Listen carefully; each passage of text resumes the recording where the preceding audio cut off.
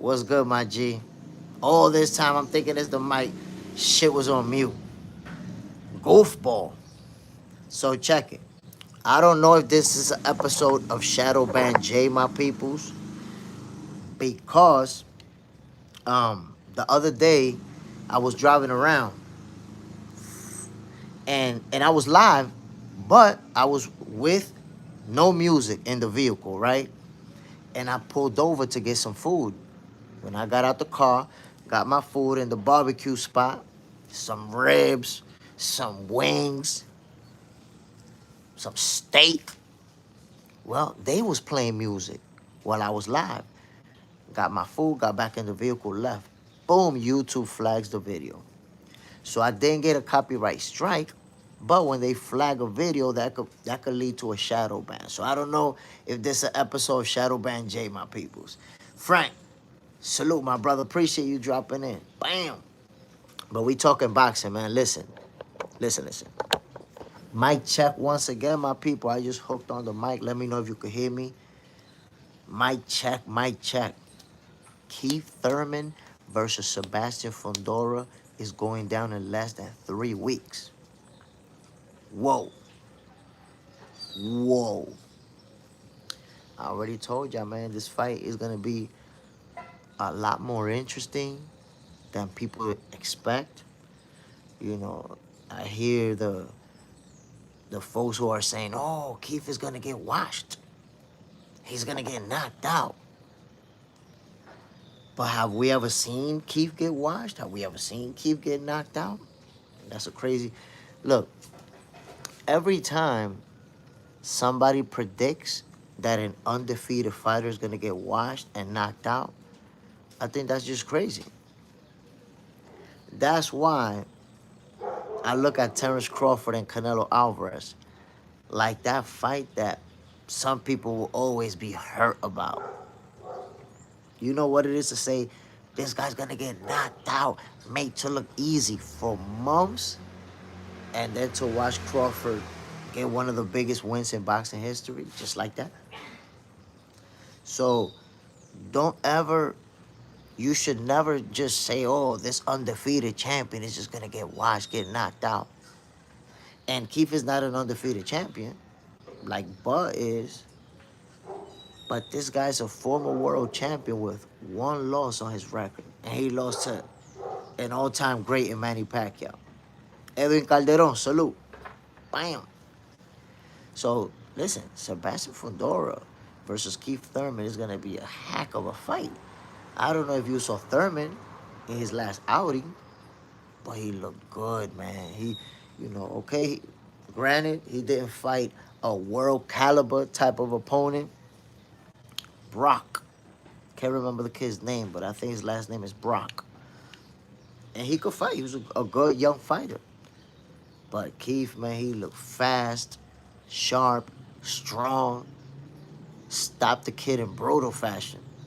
And I did see Keith Thurman in an interview say one time he's gonna go back to what because he basically evolved into more of a boxer.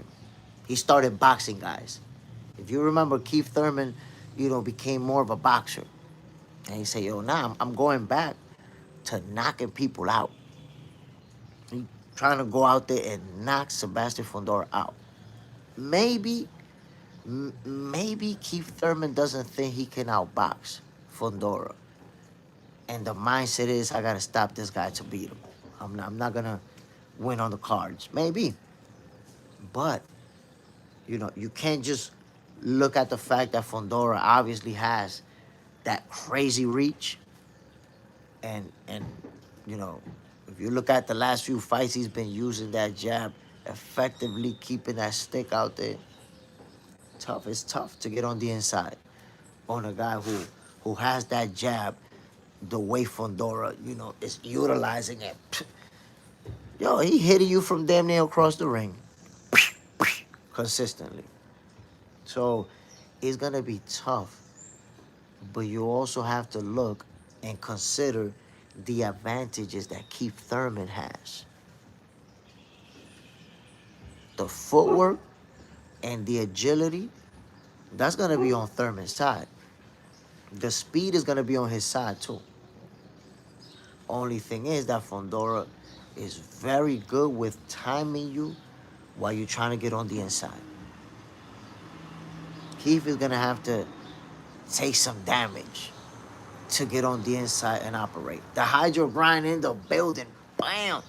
Yo, the hydro grind. Another episode, Shadow Band J, bro. Look, I'm gonna tell you like this. And I didn't get a strike. Thank God I didn't get another strike.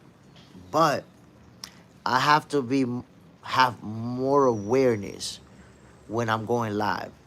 Cause I get so caught up in the emotions, the conversations that we have, and the whatever it is that we talking about. When we talking boxing, we're going in.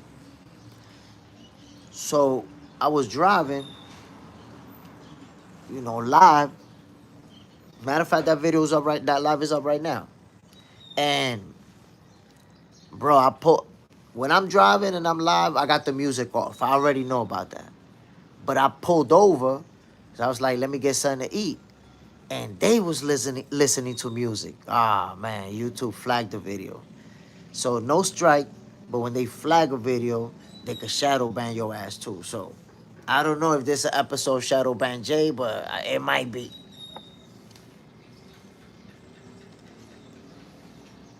The Hydro Grind, I didn't get the notification. Yeah, your boy Jay Smith shadow banned it. Yeah, for sure. Come on, man. Agent 17. Got my first overnight shift at Walmart. Done in 15 minutes. Salute. Getting that bread out there. MS, salute, Jay. It's 3:44 here in Southern Cali.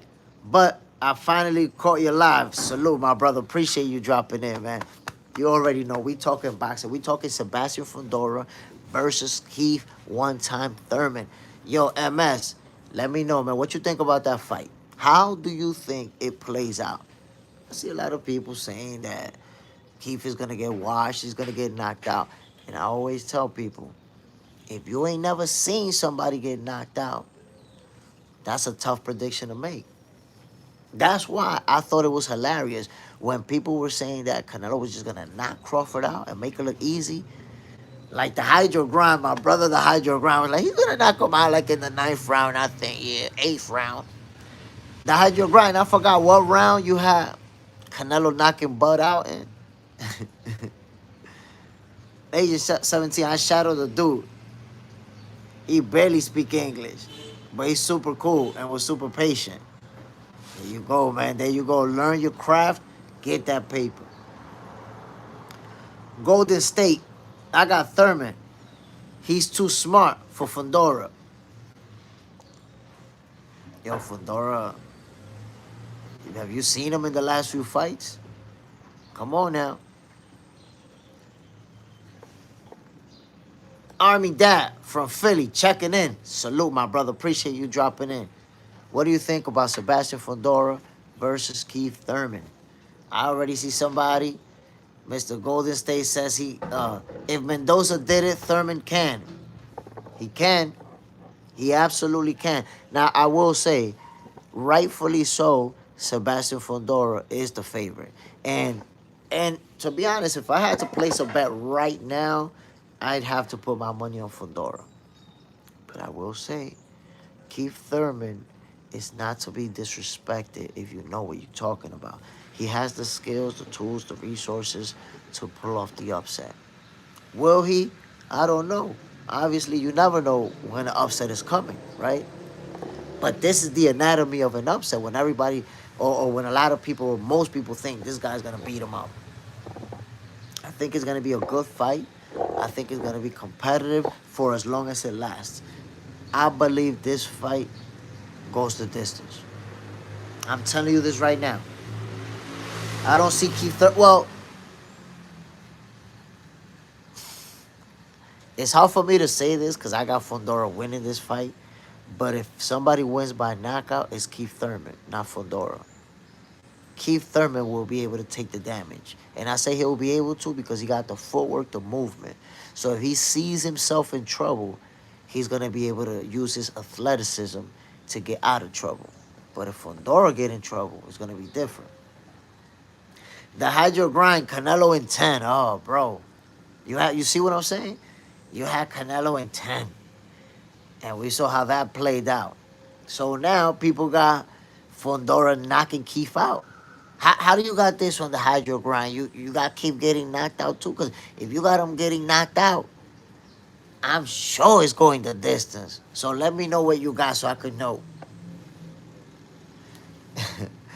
MS, Thurman is highly skilled. Will be a harder fight for Fundora. Remember, Brian Mendoza knocked out Fundora with that chin shot. Thurman is levels above Mendoza.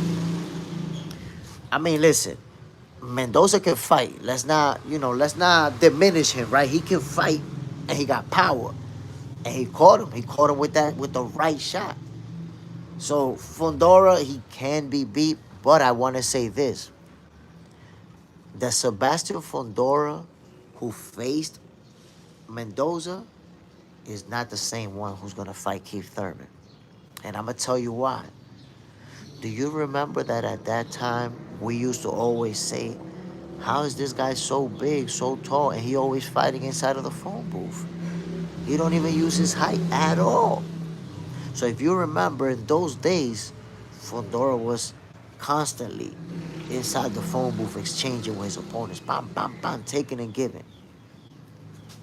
Well, that fight gave him, it made him a better fighter. It gave him that experience. Since then, you started seeing that jab from Sebastian Fundora. Bam, bam. You started seeing him being more successful at keeping fighters at a distance.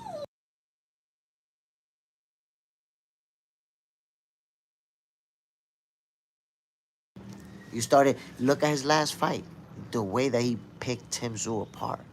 That long jab was a big part of it. So, Sebastian Fundora, man, he a special fighter. Don't get it twisted. It's not just about his height advantage over fighters. It's about his skills. He's a very skilled fighter who now, after taking that devastating loss, developed that jab. You're gonna have to eat that jab on your way in. You're not just gonna get up in there. You're gonna have to move your head. You're gonna have to use your forward. You're gonna have to look for angles. Sebastian Fundora is gonna make it a challenge for you to land your punches.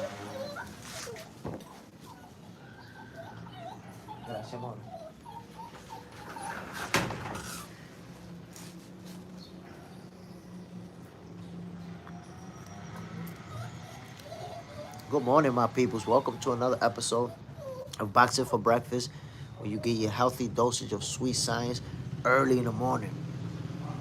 Ace, B574. One-time Thurman gets the W. Ooh. Yo, I'm telling you, we have a unique audience in Boxing for Breakfast. Because I love the fact that we don't all agree. We don't all have the same point of view. Ace, B574. Do you have it going the distance, or you think one time is getting the stoppage? The Hydro Grind. Déjame quieto. I got Thurman by split decision in a bloody war. Ooh. Okay. You see it playing out like Keith Thurman and Danny Garcia just walloping each other.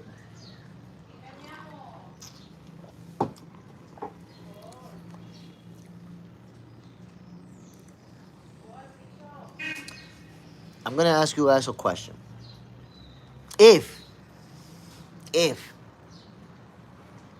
Sebastian Fundora gets past Keith Thurman, or you know what, the winner of this fight, should they fight Jerome Boots Ennis?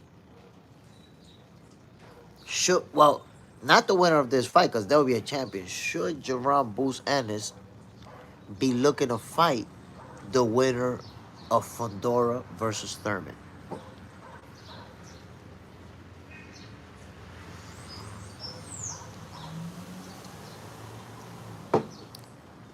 Superman, once upon a time can fight, but we'll see what's up.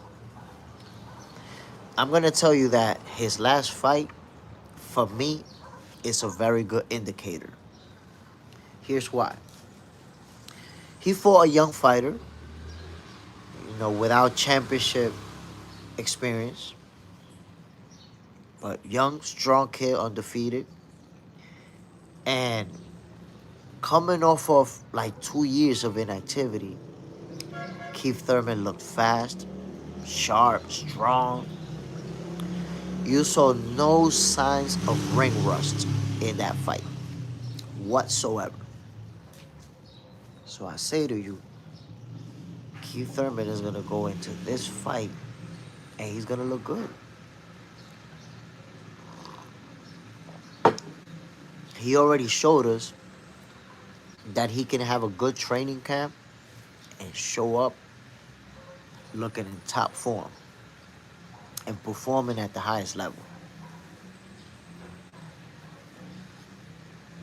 Golden State Highway. I heard he might fight Ortiz.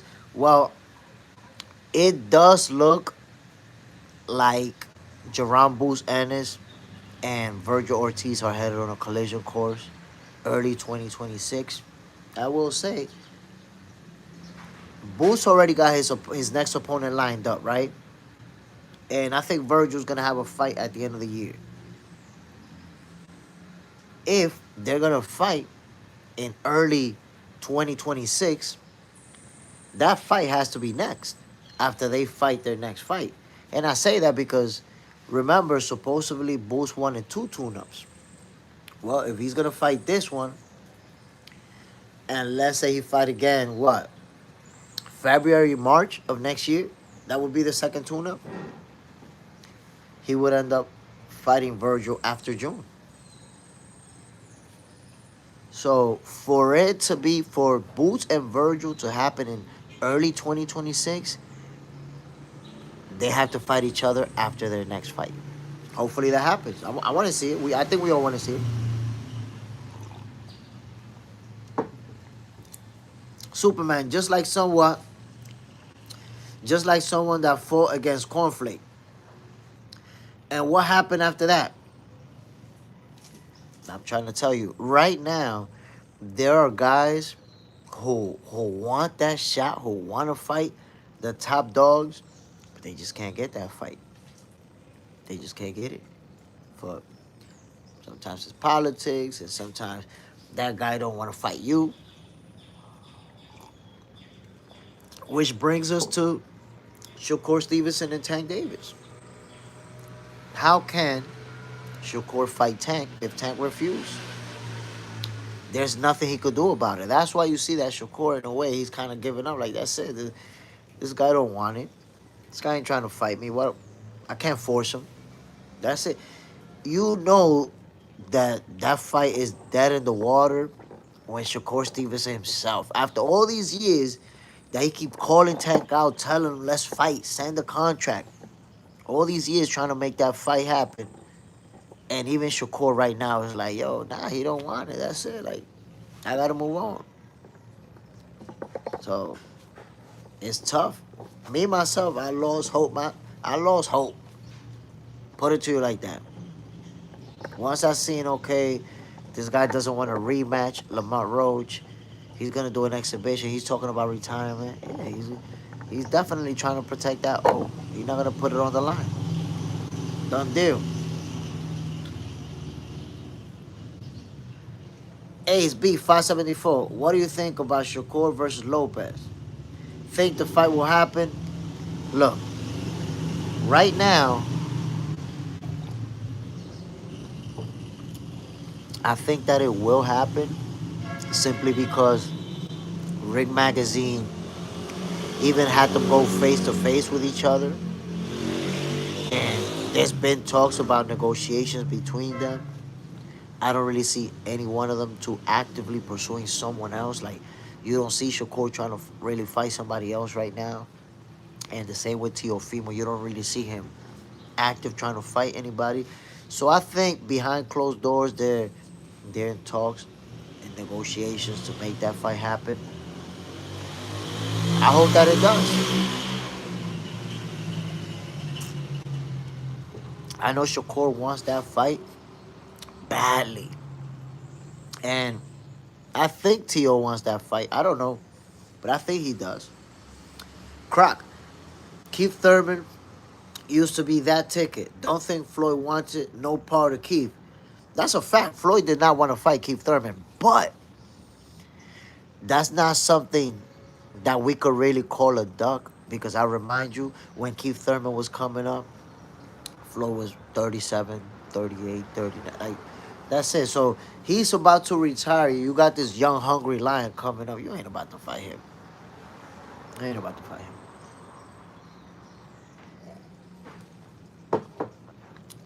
I mean, look, Floyd was very careful and smart with his matchmaking. Why? Because when he had 38 wins, he decided, okay, I want to get to 50. I want to make a lot of money, but I'm not going to risk that. Oh, so he fought Andre Berto, very good fighter, but Floyd knew he was going to beat him. And then Conor McGregor for a lot of money, who was making his pro debut at the time. So he was an overwhelming favorite in those last two fights to get to 50. Overwhelming. So now you see Tank Davis in a situation that, and I'm gonna tell you guys something about Tank. I'm gonna tell you something about Tank. And this is the problem. And this is why he's fighting Jake Paul, and this is why he's probably gonna retire.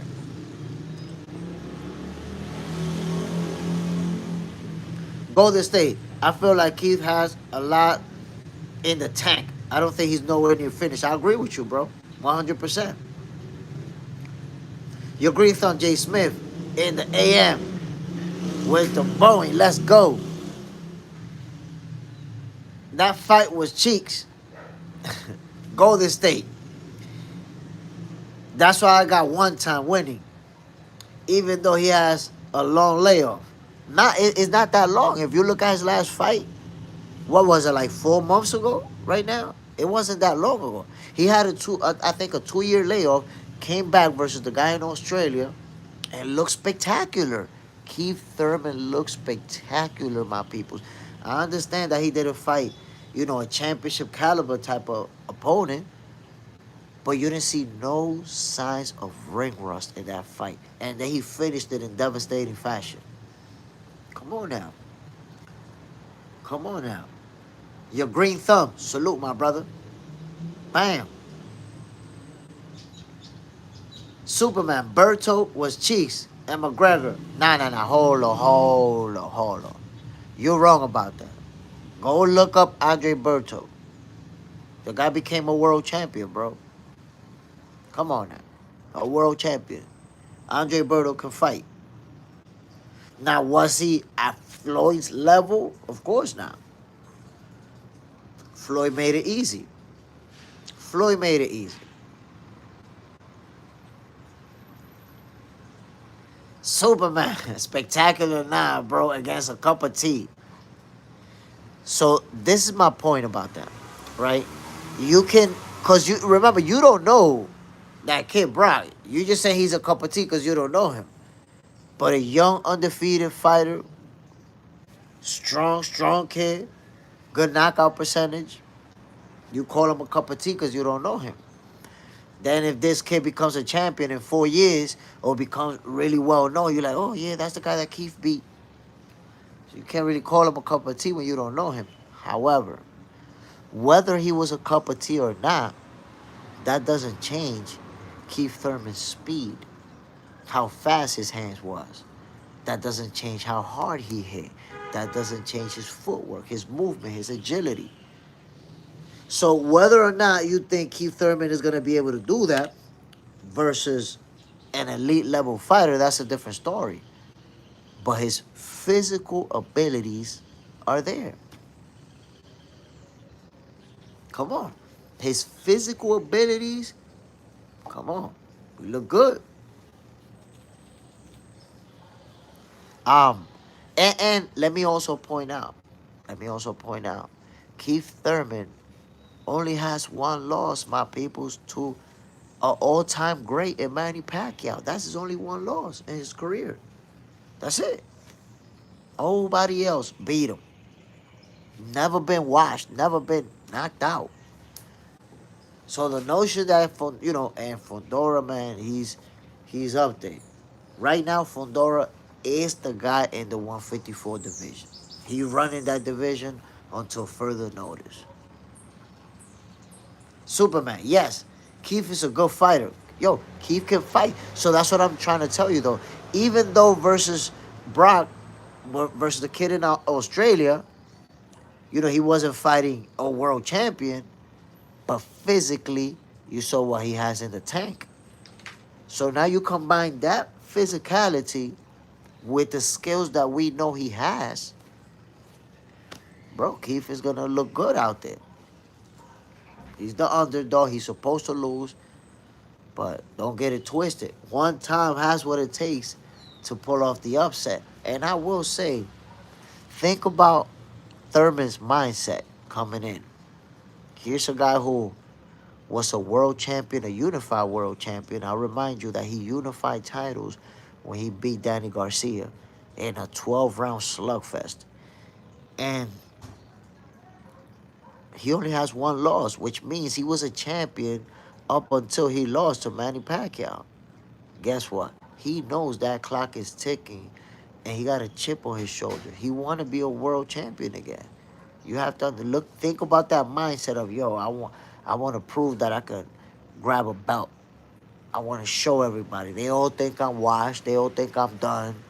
They calling me sometime Thurman. Let me show them. Got a chip on his shoulder.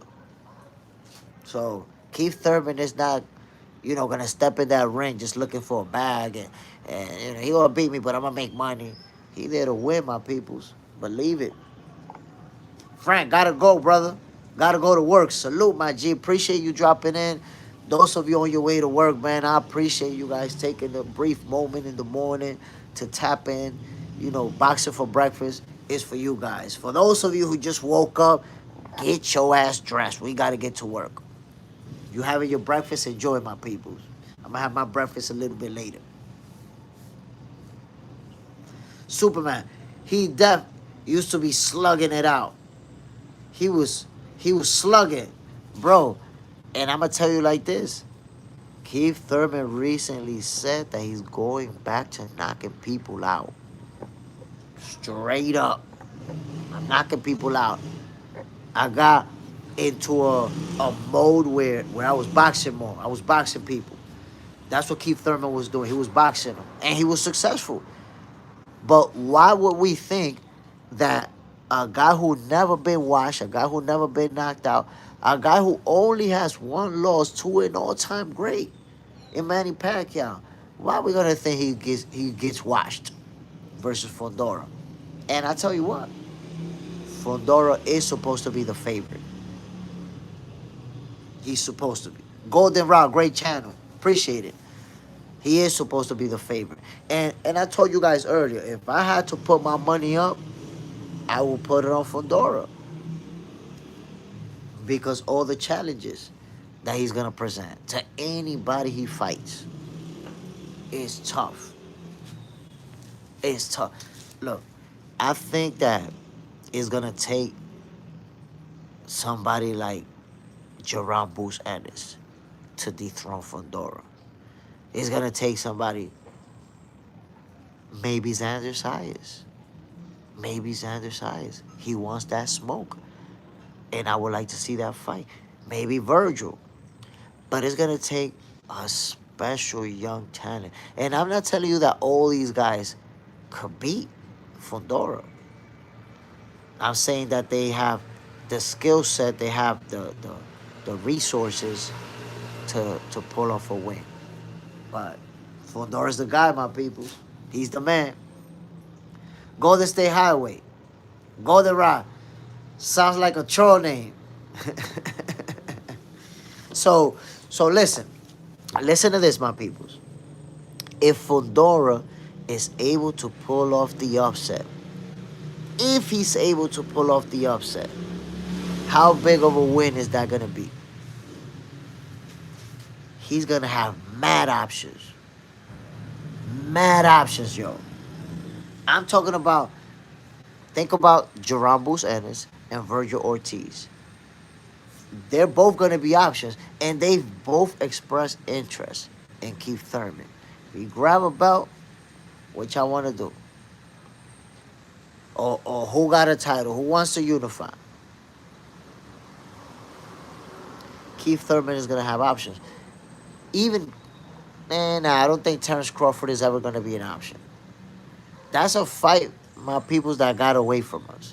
Those are two fights that got away from us. I want you to keep that in mind. Keith Thurman versus Terrence Crawford got away from us, and Terrence Crawford versus Danny Garcia, that got away from us. The Hydro Grind, they're saying it's Fundora versus Zayas next. Man, I'd like to see that fight. I'd like to see that fight. Zayas is young. Is he ready for that type of action? Is he ready for that type of smoke? We'll see. He believe in himself. His team believe in him. Make the fight. Make the fight. The Hydro Grind. Zayas has been calling him out, and he has the other belt. And I'll remind you, after Fundora beat Tim Tszyu, or pummeled him brutally, Zayas went to see him. And he even wanted to do a face-off.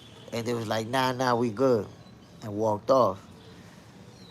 But, yo, Xander Zayas, man, that young kid, he's special.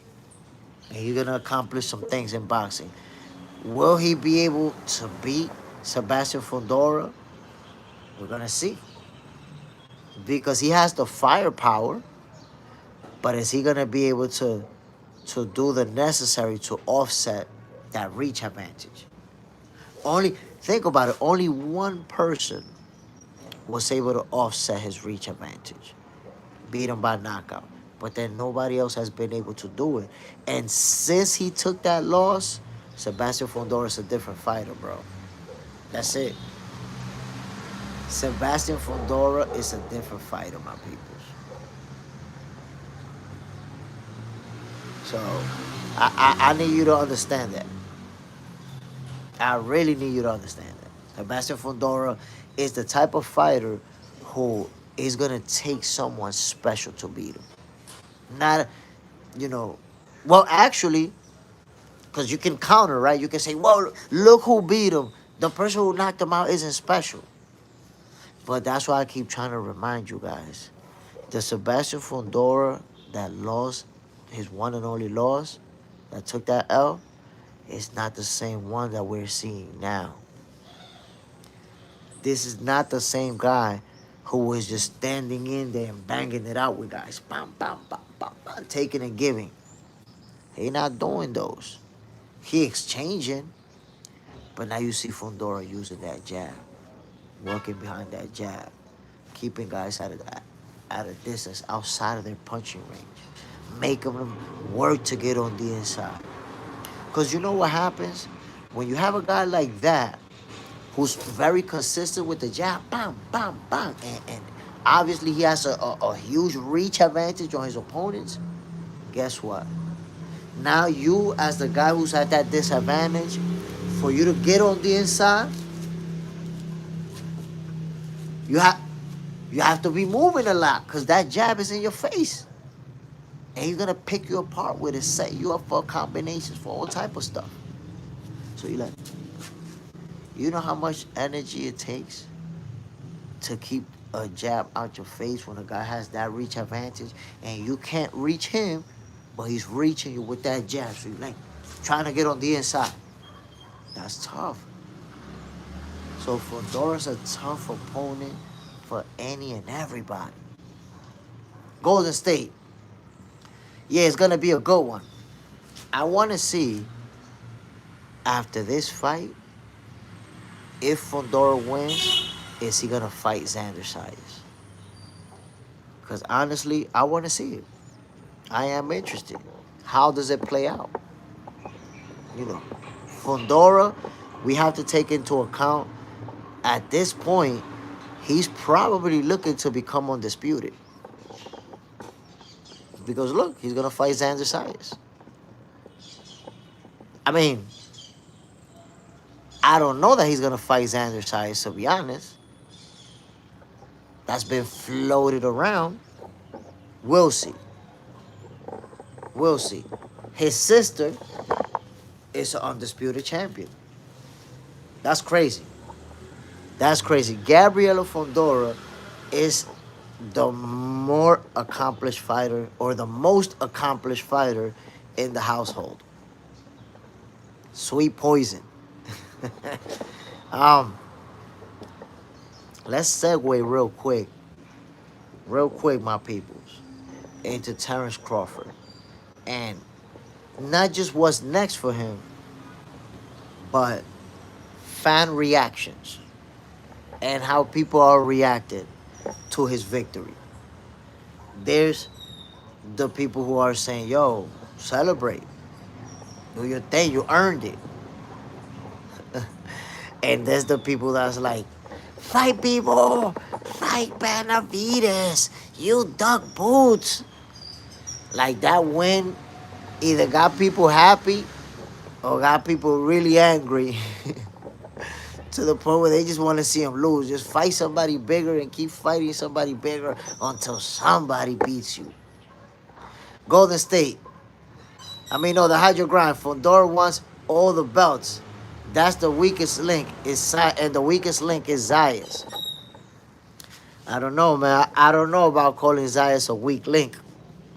I happen to believe he's a very special fighter. There's by no stretch of the imagination can I call him a weak link or the weakest link. He's a problem. He's a problem. Why do you think when Fundora beat Tim Tszyu, and he beat Tszyu in destructive fashion, yet Xander Sayas showed up and was sizing him up and wanted to do a face-off? It's like, yo, what's up? Let's do a face-off. They were like, nah, we good. Whoop, chatted out of there. And that's okay. I don't knock them for that because that's their moment. You know, they're having their moment. So I don't need to bring you into this. That's okay. But I think Xander Sayas is showing us the type of fighter that he is and his mentality. This kid is what, 22 years old, I think? Is he 22? And he's already a world champion and wanting to fight the big dog in the 154 division. We already see what Xander Sayas is about. We already see what he's truly about. Wants to smoke. Now, I want to see, again, what is Jerome Bruce Ennis going to do after his next fight? Is he going to fight Virgil Ortiz right after it? Because that's what I want to see. I want to see Boots versus Virgil early 2026. Give us that, I don't know, February, March. We need that fight, my people. We really do. Salute to everybody tuning in. Y'all know what it is, man. This is another episode of Boxing for Breakfast, where you get your healthy dosage of sweet science early in the morning. Yes, my peoples, this is another episode of Shadow Band J. But y'all know what it is, man. It's funny because the other day, I was watching somebody who was saying that... matter of fact, it was yesterday. I forgot. But it's some podcast, and they were saying, listen, I put in the same energy. It don't matter if it's 100 people or 2 people. And you guys know that we gone through it. We go through it. And you guys know what's up. It don't matter to me how many people's in the building. I'm going to show you guys the same love. I'm going to give you guys the same respect. And I'm going to give you the same energy every time out. 100 people, 2 people. We going at it. Juan Stratos, who's GOAT, Manny or De La Hoya? I mean, they're both great fighters. They're both very accomplished fighters. So it's all about opinion. The Hydro Grind, Manny. I mean, in the old time, when we talk about the old time greats, I think Manny lands above De La Hoya, not because their head to head matchup. When they went head to head, Oscar De La Hoya, his personal life was in shambles, and you just can't compare what happened there. But I would say they're both great fighters, both old time greats, both Hall of Famers. My peoples, what do you think about this whole situation? God damn, what the fuck going on over there?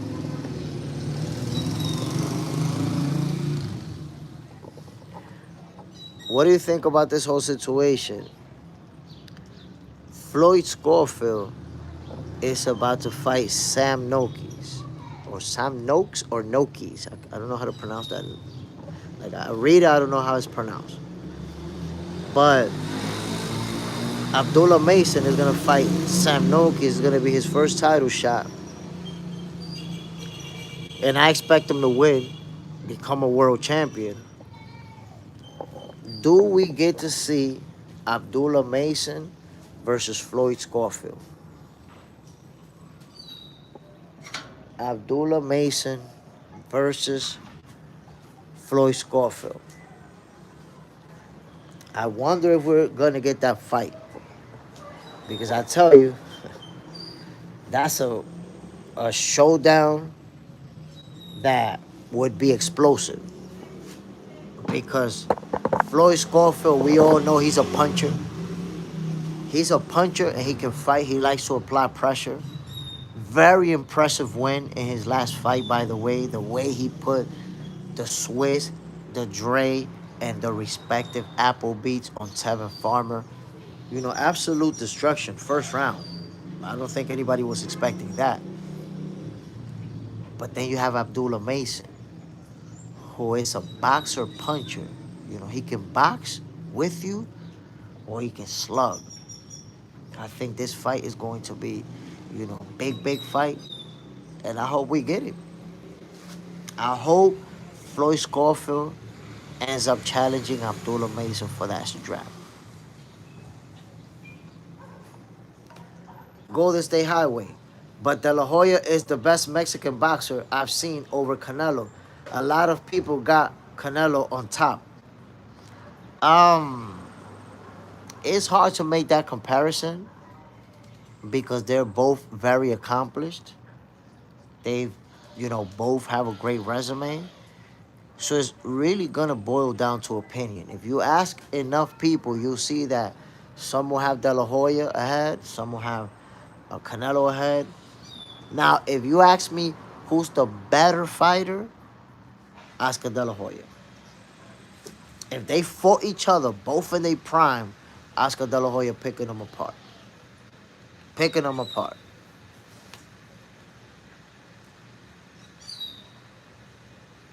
Young Guns, Jay Smith, what do you think of the news? Bud was driving with no license plate. It sounds like the situation is taking a turn. It's not taking no turn at all. It's not taking no turn at all. What you have to understand is that if you drive somewhere without a license plate, what's gonna happen is that you're gonna get a summons. They're gonna write you a summons and they're gonna give it to you. You're gonna show up to court. You're gonna pay it. Nothing ever happened that warranted police pulling out a gun and even pointing it. So, look, somebody's gonna end up probably getting fired. There's gonna be repercussions, and you know that should never have happened. I'm surprised that you're looking for an angle. Like, what do you think about? Look, he did something wrong. There's something here. Maybe you also had that angle of, well, it was reckless driving. There's a reason for it. But no, my brother, there's never gonna be a reason to pull out a gun on people that ain't doing nothing wrong. A missing plate, which I didn't hear about that, but a missing plate is still not gonna be a reason for police officers to pull out a gun on you. Come on now. Juan Stratos, 2000, 2010, best era of boxing. No cherry picking. Nah, but you stood to a too recent era, bro. The 90s, the 80s, come on, bro. Trust me. You, you're acting like the Duran, Sugar Ray Leonard, Marvin Hagler era didn't exist. If you keep going back, nah, bro. Come on now. Ali, George Foreman, Joe Frazier. Nah, my peoples. It's been going down. The the cherry picking era really kicked off when Floyd retired undefeated. When Floyd retired undefeated, and a lot of people decided I have to do whatever I can to keep that old. I have to do whatever I can to stay undefeated. That's it. That's when the cherry picking really kicked off. Jason Williams, peace and blessings. Salute, my brother. Bam. My peoples, welcome to another episode of Boxing for Breakfast, where you get your healthy dosage of sweet science early in the morning. My peoples, you could please take my word for this one. The cherry picking really kicked off after Floyd retired. People saw this guy's the face of boxing. This guy's making all these millions. So I gotta stay undefeated. I gotta protect this old. And that's it. That's when it really kicked off. Look, B, at the end of the day, it's a sport like tennis. And and when we bring up Floyd and how he retired undefeated, think about his last two fights. Because Floyd had a great career. He beat a lot of champions. But when he was 48-0, how did he get to 50? Andre Berto and Conor McGregor, making his pro debut, gave Floyd Mayweather his 50th win. Protected that made sure that it was safe. Luke B, Floyd can't read. Nah, that's not facts. Floyd definitely can't read. But that's irrelevant, brother. We talking boxing. Come on, man. We talking boxing, family. What are you talking about? But I will say, as one of the greatest fighters of all time, or even arguably the greatest fighter of all time, Floyd protected that for those last two fights. People do that. So after he retired, you saw a lot of fighters now not trying to fight the best, not trying to fight the champion, not trying to fight the guy who could dish him that L. Young Guns, 70s and 90s, great heavyweight decades. Man, if you think about it, the heavyweight division hasn't, I hate to admit it, but it hasn't been at the level of those decades. There's some good heavyweights. Look at Usyk. But Usyk is a cruiserweight who moved up, but he's a great heavyweight. But look around. Look at the landscape. Nah, it's not the same. Juan Stratos, it's true. Look at Spence when he lost. He was stressed. One loss. Took one loss. And it's almost like his whole fan base abandoned him. One loss. Bam. That's it. He went from being the big fish to now he washed up and he no good anyways. He was already done anyways. Like, what the hell? What kind of support y'all giving this man? That's the way the cookie crumbles sometimes. When you're an athlete, they love you when you're winning, and when you lose, that's it.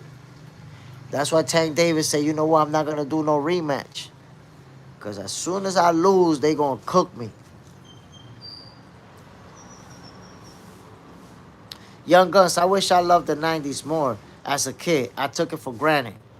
Thinking we would always have great heavies. We all took it for granted. We all did. Jason Williams, Tank got a draw and is now scared to challenge himself. So I'm going to tell you what happens. It's not just that he's scared to challenge himself. Take this into consideration, Jason Williams.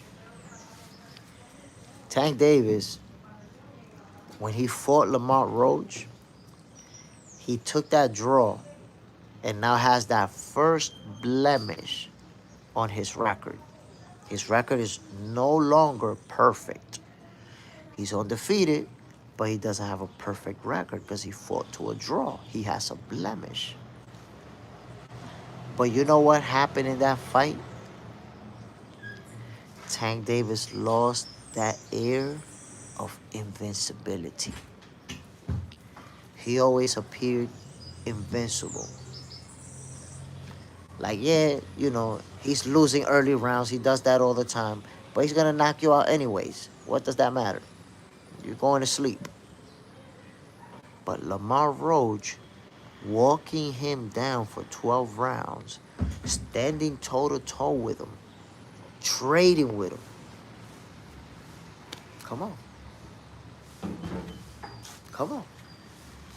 Lamar Roach did to Tank Davis's persona what Buster Douglas did to Mike Tyson's persona. A different ending. Buster Douglas knocked out Mike, true. But after that fight, you can see that opponents wasn't scared of Mike no more. After that fight, there was guys standing, going toe-to-toe, trading with him. Before that, there was a few that went toe-to-toe with him. But after that fight, that's it. Mike Tyson didn't come across as the most feared man in boxing like he used to.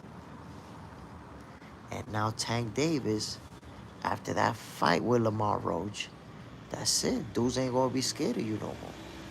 They're not going to be scared to go toe-to-toe. They're not going to be scared to trade leather. They're not going to take a shot and go into running mode. Because they saw what Lamar Roach did. And Lamar Roach put the blueprint out there. In reality, we could say Pitbull put the blueprint out there on how to beat Tank. He lost that fight. I watched it more than once. He lost. But I say he put the blueprint out there because he was applying a level of pressure on Tank Davis that did not allow Tank to do what he normally does. I don't give him 100% credit because Tank was fighting with one hand. He did get hurt. I think it was the third or fourth round. He hurt his hand. So that was part of why he couldn't perform the way he normally does. And I'll say I'm giving the credit to Lamar Roach for putting out the blueprint on how you beat Tank Davis. You apply constant pressure, but you have to do it in a defensive, responsible manner. That's the tough part to do. Size, salute, my brother. Bam. That's the tough part to do. Age of 17, salute. It's tough for you to apply pressure on Tank Davis, who's such a great counterpuncher. It's tough. It's tough, bro. Come on.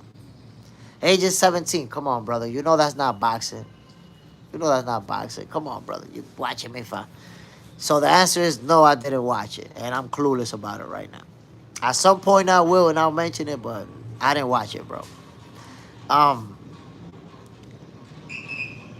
Look, Tank Davis, we know he's a great fighter. He's going to fight Jake Paul. Well, he's going to exhibition show Jake Paul. Exhibition show. So if he exhibitions... Oh, I saw a replay about that. I saw a replay that he pummeled him. I saw that. Once he's done with his exhibition with Jake Paul, is Tank Davis actually going to retire? That's the magic question. Nah, I'm not much of a fan. Honestly, I'm not much of a... Sometimes I watch a little replay here and there, a little highlight. But I'm not much of a fan of the UFC, to be honest. And I'm not much of a fan of Dana White and how he runs things. Let me just say that. But yeah, man, is Tank Davis going to retire? Is he really going to retire? And I'm going to say this. Remember that Rick Glazer said Tank Davis He's gonna get the bag. He's gonna retire until he run out of money, and then he's gonna come back to boxing. And he caught a lot of flack for saying that. So if Tank Davis is investing his money wisely, which I heard that he is, then he may not come back to boxing because he doesn't need it.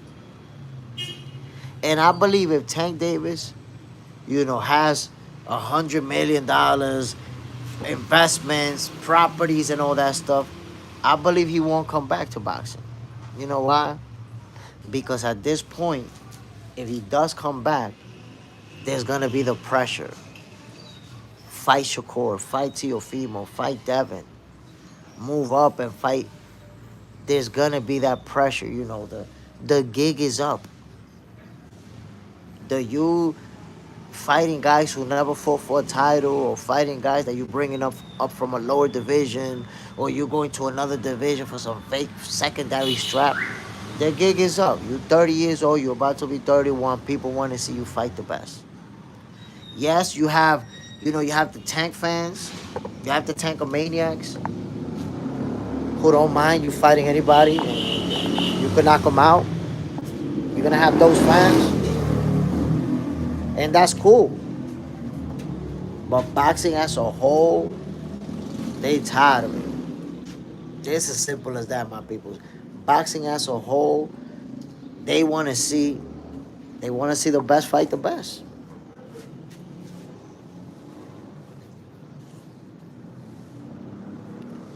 Agent 17. Yeah, I don't like Dana, but certain strikers are fun to watch.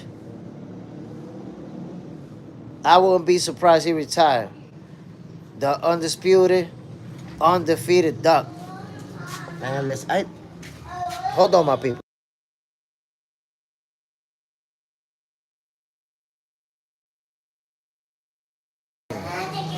Give me a hug. Give me a hug. Oh, I love you, Ryan. Pero yo estoy viendo a los. Okay, sit right there. I'm gonna go sit on my computer. I love you too.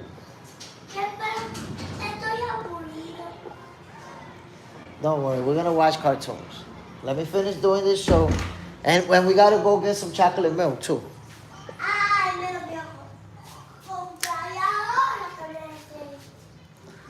My peoples. Y'all see what it is, man. Jay Smith in the building. We talking boxing. We doing what we do. Oh, I gotta put you on, my peoples. Let me put you on. I gotta tell you something. I got something special coming up. You guys are gonna be the first ones to find out about it. Be the first to know this information directly from Jay Smith. So, the Dominican Republic National Amateur Boxing Team, they have a facility, right, where they live there. They train there, they do everything there, right? And I think, well, I can't say exactly when, but they hold sparring sessions. And sometimes they bring in, elite level amateurs from different cities to spar with the national boxing team. Well, guess what? I'm going to be over there, my peoples.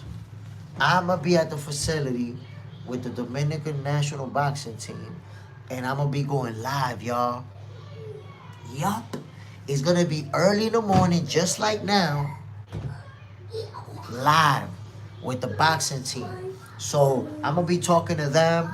You guys are going to be able to ask them some questions. And they're going to allow me to shoot the sparring sessions live. You don't never get to see that. You don't never get to see that, my peoples. I mean, look, hold on. Because I'm saying they're going to let me do all the sparring sessions live, but I don't know if they're going to let me do it with everybody, because the two Dominican Olympic medalists are going to be there. And I don't know if they're going to allow me to do their sparrings. I'm not sure. Because, that's the one thing. We have a Cuban boxing coach over here, by the way. Can't remember his name. And coaches, they're very tight with guarding you know, their training sessions and all this stuff. But your boy Jay Smith is gonna bring you that exclusive content, my peoples. Yes, sir. You're gonna see some of the best amateur boxers in this country. Some of those guys are gonna be future world champions, and you're gonna get to see them here first, live.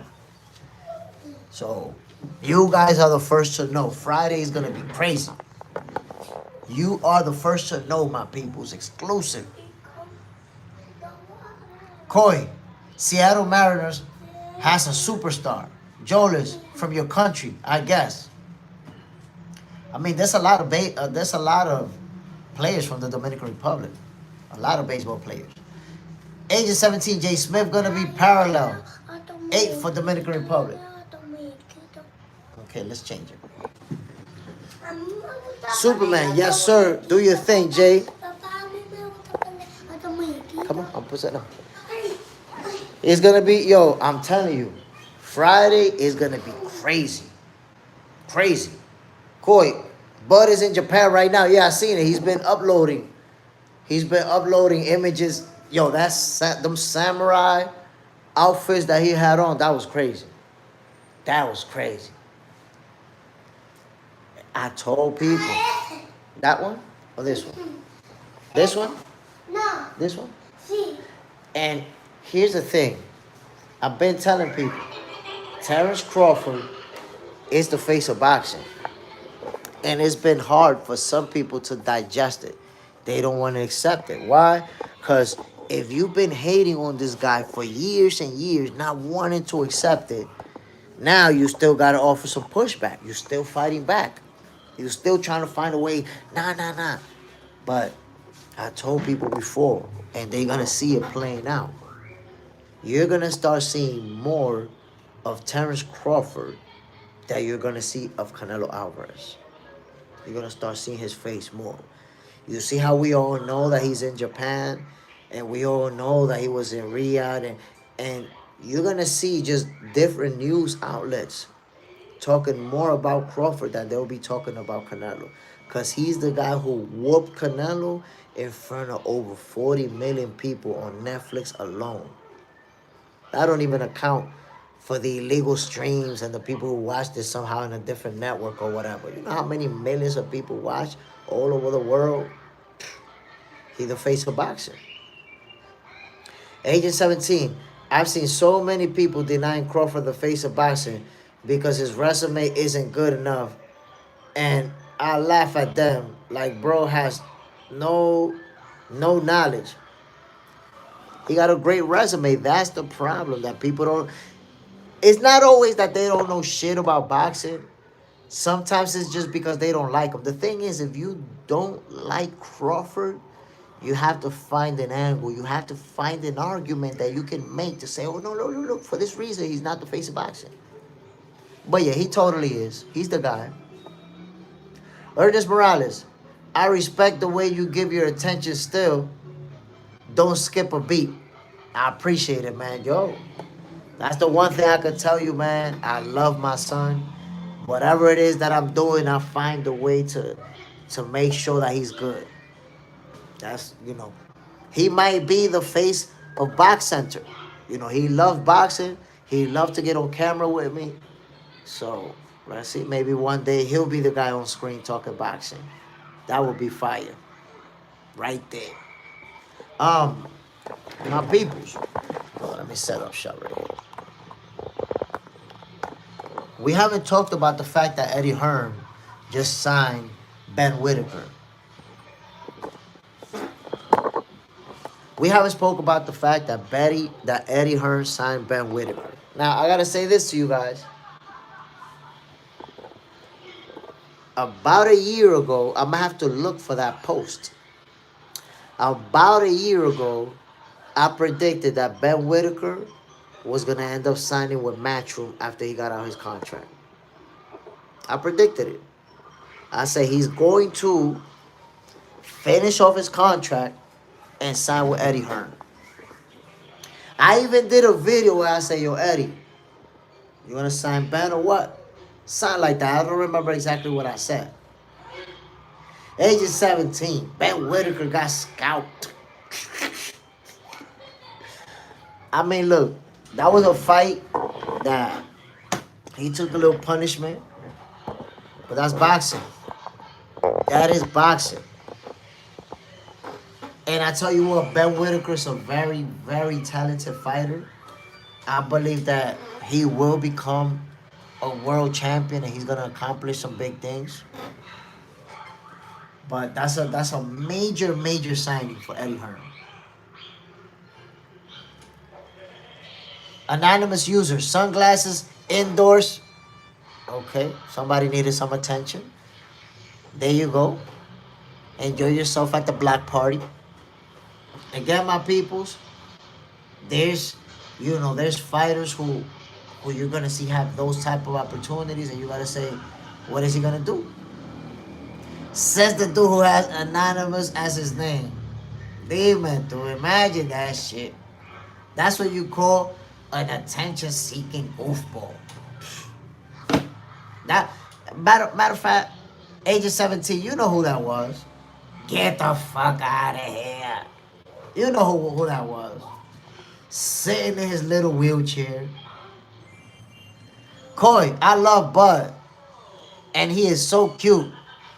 Well, I don't know about the cuteness. I don't know how to respond to that. But I will tell you that he can fight. And he's a fighter right now who's getting the love from boxing fans that he deserves. It's a small pocket of haters who don't like Terrence Crawford, who's always finding ways to not like him. But think about it, my peoples. Here's a guy who has done nothing but win inside the ring, nothing but accomplish greatness. A guy who's a role model, take care of his kids. You see him in his kids' wrestling activities. You see him, hanging out with his kids, fishing, having a good time. Bro, this dude's a great father and a great fighter. What is there to even hate about this guy? What can you even... I said this to somebody, like this dude, take care of business at home. It's a professional. It's great. It's accomplishing. What exactly don't you like about Crawford, bro? Why you hate him so much? Nah, bro, it's that in reality, his personality. It's his personality. Bro, how the hell you like you a world champion, you say you don't like him because of his personality? Superman, worrying about your sunglasses. Nah, that's the vegetable salad. He should be worrying about his wheelchair. Grease that shit up.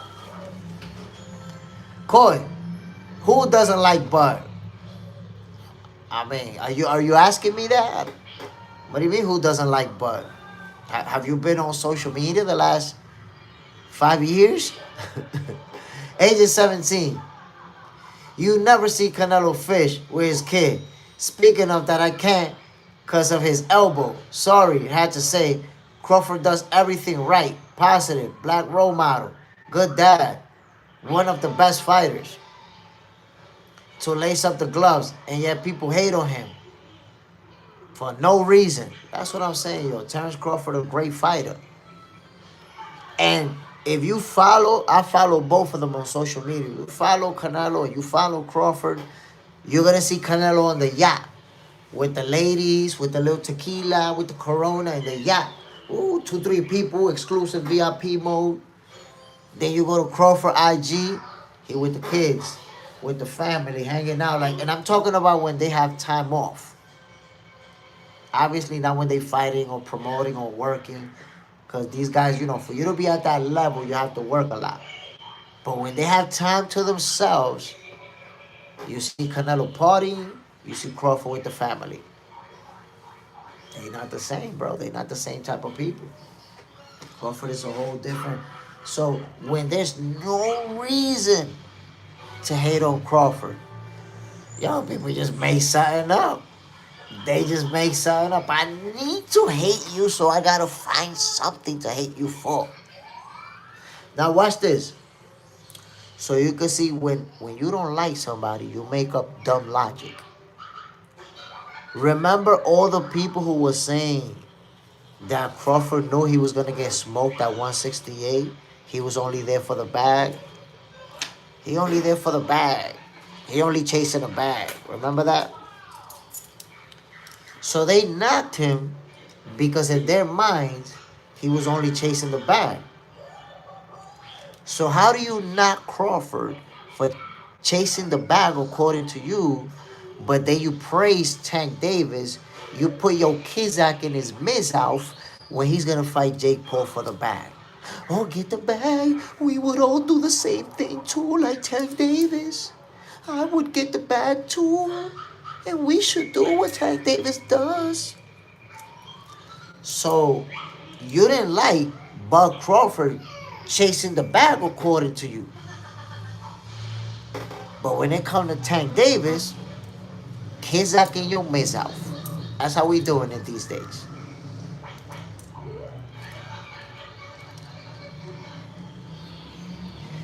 Mew, I'm pretty sure Bud cheated on his wife. Canelo didn't. You're pretty sure. I don't know how you're pretty sure of what Canelo does. That's number one. And number two, Terence Crawford is not married. He's not married. So you're wrong about everything that you said. Literally wrong about everything. You didn't say one right thing. Superman. But they let Tank go. But that's what I'm trying to tell you. With Tank Davis, it's always a brand new logic. It's always a brand new logic with Tank Davis. You want everybody to fight the best. When they talking about Canelo, go fight Benavidez. When they talking about Crawford, go fight people. Go fight Jerome Busanis. Move up and fight Usyk. And then when they talk about Tank Davis, I would do the same thing too and fight an exhibition with Jake Paul. He don't need to fight the best. He's getting the bag. How you want everybody to fight the best except Tank Davis? Explain that shit to me. Everybody needs to fight the best except Tank?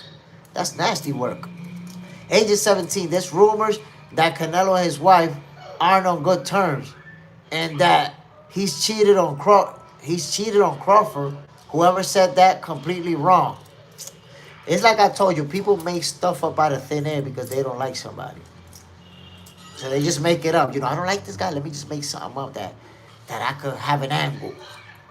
Superman, I could tell you're upset, Jay, because you spazzed on the Kizak in the Mizout. Bro, you got to be honest. You have to be honest. How can you say this guy over here, he's just chasing the bag? He moving up to chase the bag. He know he going to lose. And then when it's Tank Davis, no, we would all do the same thing too, though. Because he's going to get the bag. I would do it too. We should all do it. Huh? Bro, that's Kizak in your mouth mentality. Kizak in your mouth activities. You know I'm talking facts. Superman, on their helmet, Jay. Get him. Come on. Like I heard a famous poet say, the knee pad boys. Shout out to Blue Blood Sports TV, my brother. Bam. The knee pad boys. Come on, man. Come on, my people. We got to stop making a whole different logic every time we want to defend our fighter and every time we want to hate on a fighter. We should have the same logic for everybody. It's called keeping the same energy. Keep the same energy. We do not need the goofballery. Y'all are habitual goofballery committers. You commit goofballery habitually. And we don't even appreciate it no more. That's it. It's time to support the best fighting the best. It's time to support Tank Davis fighting Shakur. Tank Davis fighting Teofimo Lopez. Tank Davis fighting Devin Haney. How about you support that? Instead of just fighting for Tank Davis's honor and fighting for Tank Davis's money, which you ain't getting none of. Come on, man. Superman. We don't appreciate the goofballery. Jason Williams. I'm telling you, that type of activity. We don't appreciate it. Age of 17. He chasing the bag, man. That's pathetic. Meanwhile, they're posting on the IG story about chasing the bag and they work in a 9 to 5. Bro, but I said that the other day. You want to be arguing about millions of dollars and you're getting way to get paid to pay your electricity bill. You want to argue about millions of dollars. And this morning you put $10 of gas in your car. That's only gonna last you 2 days. Come on, my people. We gotta stop. We're the ones responsible for removing the money argument out of boxing. We are the offset to the bullshit. The money conversation, we're gonna eliminate it. It's not gonna be a part of boxing. We're gonna make it happen. One goofball at a time. Jason Williams, they living through their favorite celebrity fighters. But instead of living through your favorite celebrity fighters, man, live your life and grind and hustle for something and look to do something. Try to do something, look to accomplish something. But look, and I've said this before. To me, if this guy has $10 million and this guy has $50 million, they're both millionaires. They both got mansions. They both got cars. They both got everything sorted out financially. I'm not going to sit here and argue about who got more money and who's making more money and who's putting butts in seats. That is straight up goofballery activity. Age of 17.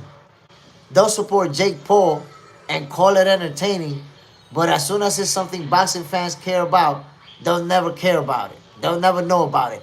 And here's the deal. How could you hate on Jake Paul for the last 4 or 5 years? He's no good for boxing. We don't want Jake Paul. He's ruining the sport. But as soon as he's getting in the ring with Tank Davis, we would do the same thing too. We're getting the bag. Yo, I had a Tank Davis fan the other day tell me, yo, you hate him because we getting the bag. This nigga said, we getting the bag.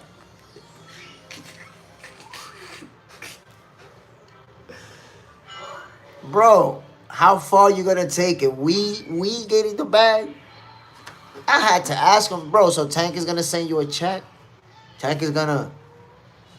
Like, how you saying we getting the bag and I'm hating on you? Like you're gonna be riding a Lamborghini or a Ferrari after the fight or something. We getting the bag? I hope after you get your portion of the bag, you're not gonna be flipping burgers at Wendy's. My boy said we getting the bag, and I'm hating on him. Jason Williams. Tank tells his fans to shut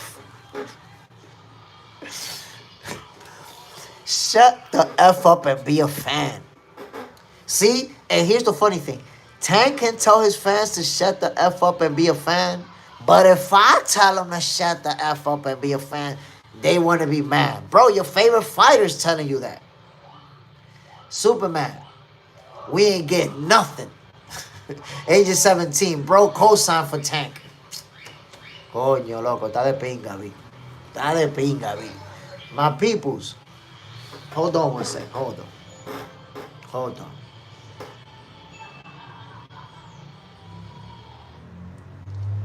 Hold on, my people.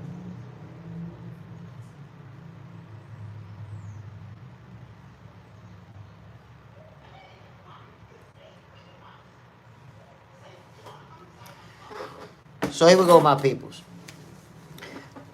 Before we end this episode of Boxing for Breakfast, of course, I gotta leave you with the J Stradamus words of the day. Last week I missed it a bunch of times. People hit me up privately, yo, Jay, we need the words of the day, man. You missed it. So I made sure to give you this. I gave it to you guys yesterday. Of course, I'm going to give you guys the words of the day for today. My peoples, we was just talking about Tank Davis and how fans celebrate his paydays, celebrate his money, and are excited about when he get these huge purses. And I want to tell you, my peoples, maybe there's folks that just do it on social media and they don't do it in real life. I don't know. But I want to tell you, my peoples, don't spend any time in your real life. I'm going to take it off right now.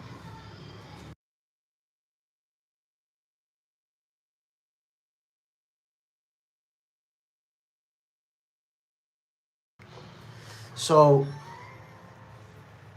if you spend time just focusing on what somebody else is making, on what somebody else got, guess what?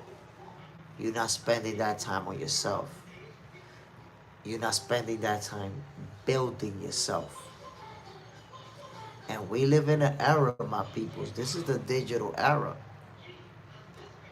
If you don't want to move up, if you don't want to come up, that's because you choose to.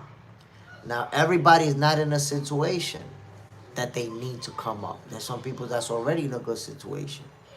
But all I'm saying is, focus on you more than you focus on other people or what other people got. Because what they got is they shit. It don't matter if if you have people around you that got it, you ain't got it. Hold on one second, my peoples. Hold on. You see, look, mid J Stradamus word of the day. I gotta hold on because my son wanna watch some different cartoons. So let me put his cartoon. Let me put his cartoons on, and then keep going and then continue with the word of the day for you guys. What you wanna watch? Oh, Spider-Man. Spider-Man. Hey Alexa, please show me Spider-Man cartoons on YouTube.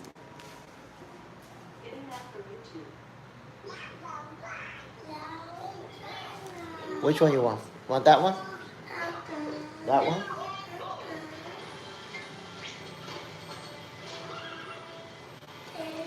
That one? Well, then you get turtle. Yeah, I'm gonna put that one. I'm gonna put that one. You haven't seen that one. Sonic? Okay.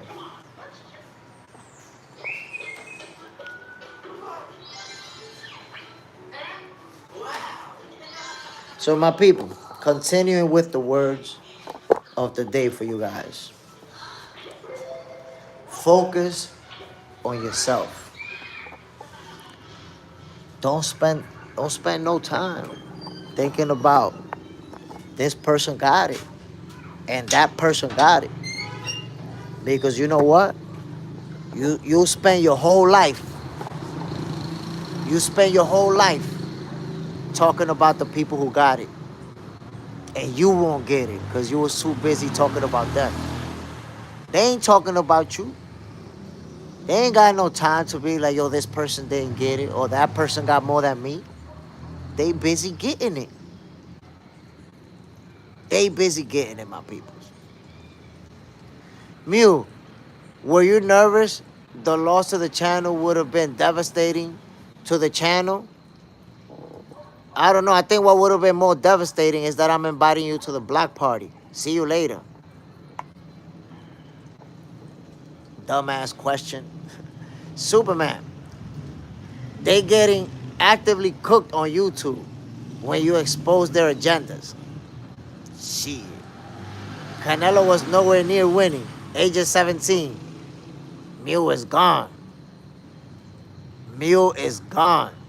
He's cooked. But my peoples, to summarize, to end my word of the day, focus on y'all. Focus on you. All that pocket watching, all that focusing on what somebody else got, what somebody else getting, forget that. That's not gonna help you. What they got is what they got. Focus on yourself. Let's get it, my peoples. Happy Tuesday. Y'all already know what it is. Another episode of Boxing for Breakfast. Salute to everybody who tuned in this morning. I'm out of here, y'all. See y'all tomorrow, 6:30 a.m. Eastern Time. We're gonna do it again. Bam.